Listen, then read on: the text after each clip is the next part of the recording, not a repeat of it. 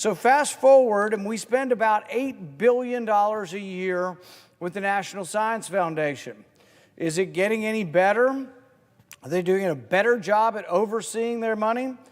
Well, I don't know. This bill is going to increase their funding by 68%. There's $29 billion in this bill for the National Science Foundation. So don't you think the American people deserve to know where their money's being spent? This one's from their sister agency, the NIH, but we can't get started without talking about it. This is over $800,000 to study whether or not Japanese quail are more sexually promiscuous on cocaine. I'm not making this up. $800,000 of taxpayer money to study whether Japanese quail are more sexually promiscuous on cocaine. You think we could have just polled the audience? You think we could have just said, what do you think? Because that's sort of the answer. The answer is yes. And yet your government spent $800,000 on that. And then when we pointed it out 5 years ago, did they do anything to reform it? No, they're here today to give the agencies that are doing this research more money. Another one that I think is quite revealing is this study is about Panamanian male frog calls.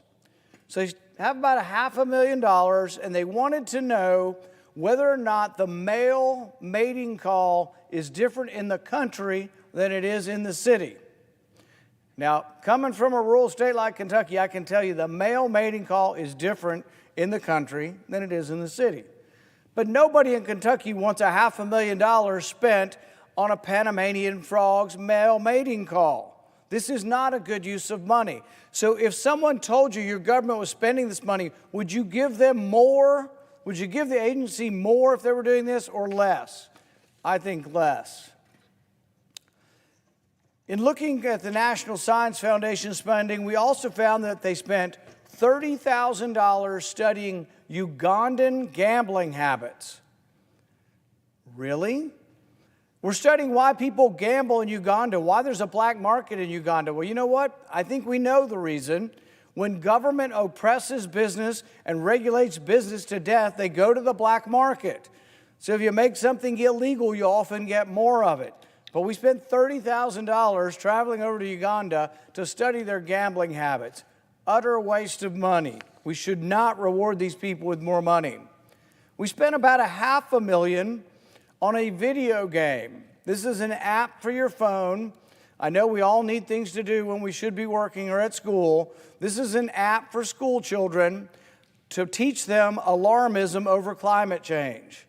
So you can click on the app and it'll scare you to death that California is going to be underwater in about 100 years. None of which is true, all of which is alarmism, and $500,000 spent by the government to alarm our school children's not a good idea. This next study points out a problem with funding in general in our government. You give funds for something that ostensibly might be a good cause. So a couple of years ago, they gave money for autism, $700,000 for autism. You think, well, autism, even myself, as conservative as I am, I could probably say, well, that's something we ought to study, autism.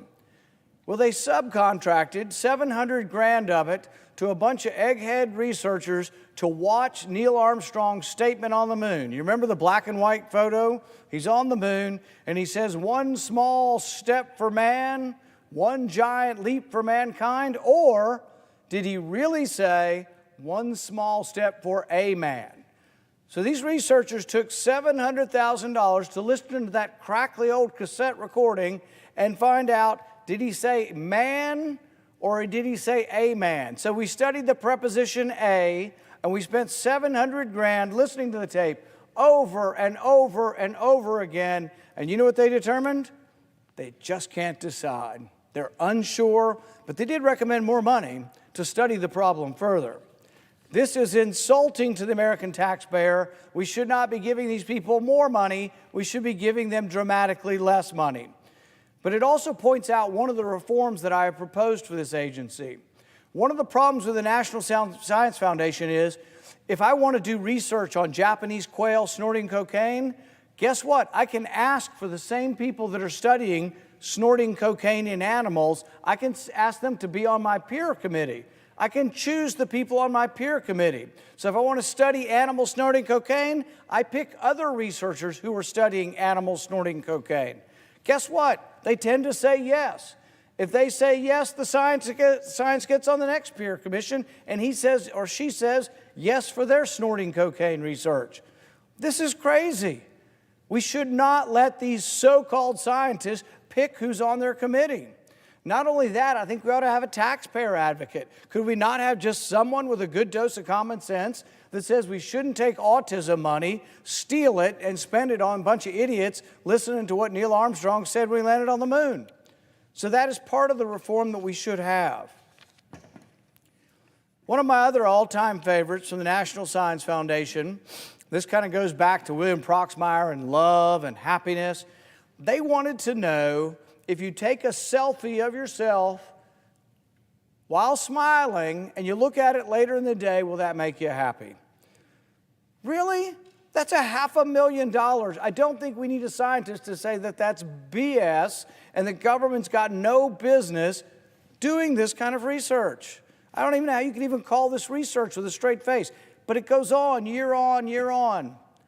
And you think we've been complaining about this since 1972. You think maybe we'd have less of it. We're giving them more money. So we're now increasing their budget by 68% despite this kind of research. The last one I have is this. We spent $1.3 million on insect ranching. This is money that was sent to study whether or not we could put insects into animal feed. We spent another $3 million, though, wanting to know if humans would eat ants to prevent climate change. What will you do, America, to combat climate change? Will you eat ants to combat climate change? That was a study. This is not science. This is ridiculous in nature. And actually, I lied. I've got one more example. We spent $1.5 million studying lizards on a treadmill. So I know you've all been curious. When lizards walk and they kind of waddle and they have a funny walk, why do they walk that way? What's going on in their knee joints? What do their hip joints look like when they waddle across the lawn? Everybody wants to know that, but are you willing to spend $1.5 million of your taxpayer dollars to take x-rays, live, real-time x-rays of a lizard walking on a treadmill? I tend to think, maybe Alzheimer's research, maybe cancer research, maybe heart research, but spending good, hard cash on x-rays of a lizard on a treadmill do not strike me as the most pressing concerns of government. So, Mr. President, I would argue that instead of increasing their money, we should be decreasing their money. We also need to have oversight on where our money is being spent. There's a great deal of circumstantial evidence now that NIH money went to the Wuhan Virology Institute. There's a great deal of evidence, at least suggesting that the pandemic may have started there. We don't know for certain. I'm not saying that it did, but there is evidence now that suggests that it might have. Number one, there is no animal host for COVID-19. We have not found, of the thousands of animals we tested in the wet market, none of them had COVID-19. When you take COVID-19 and you try to infect bats, which is where most coronavirus come from, what do you discover? You discover that COVID-19 is actually not very well infected in bats. The bats don't catch it very easily. It seems as if COVID-19 is most adapted for humans. But if it came from animals, shouldn't there be an animal host that is readily infected by this? The other evidence we have in the last couple of days is confirmation that 3 individuals at the Wuhan Institute got sick in November of last year, sick enough to be in the hospital from a virus that was previously undisclosed. They worked in the Wuhan Institute. We're told this came from the wet market lab, from exotic animals, but not one animal tested positive for the virus. So we have an amendment we're hoping that will be adopted by this body that says gain-of-function research, as defined by the NIH in 2014, will not be permitted in China. We will not fund it with American dollars. But it's like so much waste in government, I think there's no reason to be sending any money to China for research. They're a rich country. For goodness sakes, we're worried about them outcompeting us, stealing our intellectual property, and then we send them millions of dollars to do research. Why don't they spend their own money? And do we trust them enough? Are they open enough to tell us what's going on in the lab that we want to give them money? I think without question they have not shown this. And now we're finding out that people were sick in the lab in November.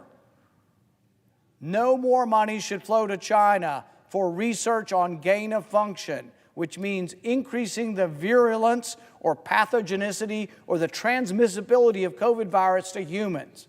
So I urge this body to adopt my amendment, which says from here on out, China doesn't get any money to create superviruses in a lab, and we should continue to investigate this because 3 million people have died worldwide. We've disrupted the entire world's economy over a virus. If it came from a lab, we need to know it, and it needs to be fully investigated. Thank you, Mr. President. All time has